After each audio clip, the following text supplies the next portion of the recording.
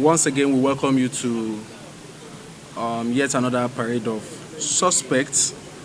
The period under review this time around is 3 weeks, the last 3 weeks. So the suspects and recoveries made that we are presenting today were all done within the last 3 weeks. And we have a total of 26 suspects today. 27 suspects. 26 of them are males, while there is one female. And all of these suspects are involved in different crimes, though violent crimes, chief of which is cultism. I remember I said it even during the last parade of suspects that cultism is our biggest challenge in Lagos State now, and is not being helped by the spread of illicit drugs. That has been helping or making the problem of cultism worse in the state. So chief of which, like I said, is cultism. We also have some suspects for armed robbery. We have some for murder. And we have one suspect here for pipeline vandalism. 2 weekends ago, or is it up to two? No, just a week ago, yes, a week ago today, a pipeline was broken into somewhere in Idimu, and the Commissioner of Police, Lagos State Command CP Dowowo, visited the scene. So we commenced investigation into that matter, and we have been able to arrest one suspect by name Sahid Ramon, aged 46 years. Interestingly, Ramon has always escaped arrest. He has been into this business for approximately 10 years now. He would come to Lagos, do this, and run out of Lagos. But we've been able to catch up with him. He has been arrested, and we are getting close to arresting other of his gang members. So we have cultism, armed robbery, murder, and pipeline vandalism. And all of these arrests were made in different parts of Lagos State. We have Mushin, Okokomaiko, Iba, Agege, Idimu, and Apapa.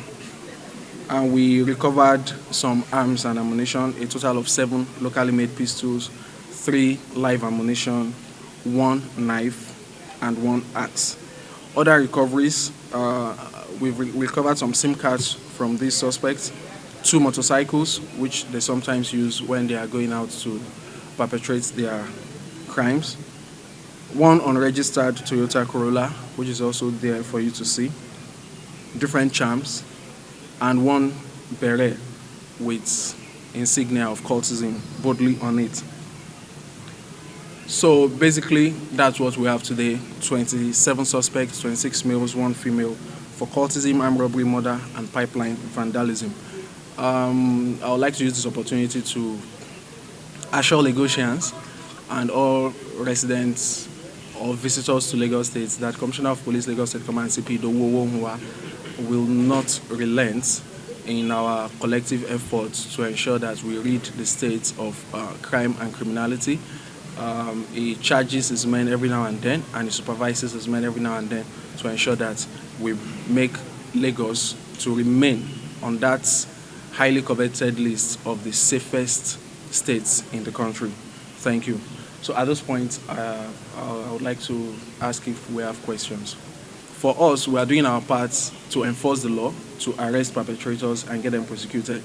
But societal leaders too, parents, guardians too, need to keep tabs on their children.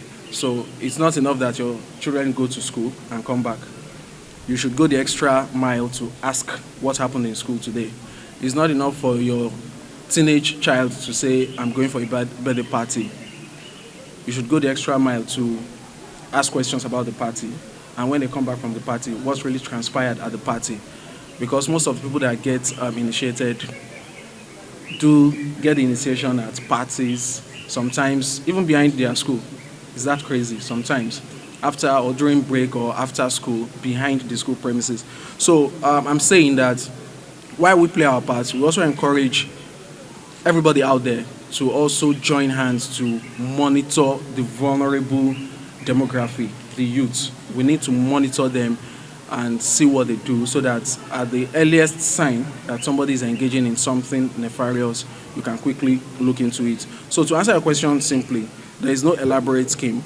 It's just peer pressure and secrecy. Concerning the pipeline vandalism, police complicity, I'll leave that at what it is for now, accusation. When any one of them is arrested, then we can confirm that yes, there's complicity on the part of police. But true, that's a concern many people have raised. Police complicity, not just police, let's say security agencies, their complicity.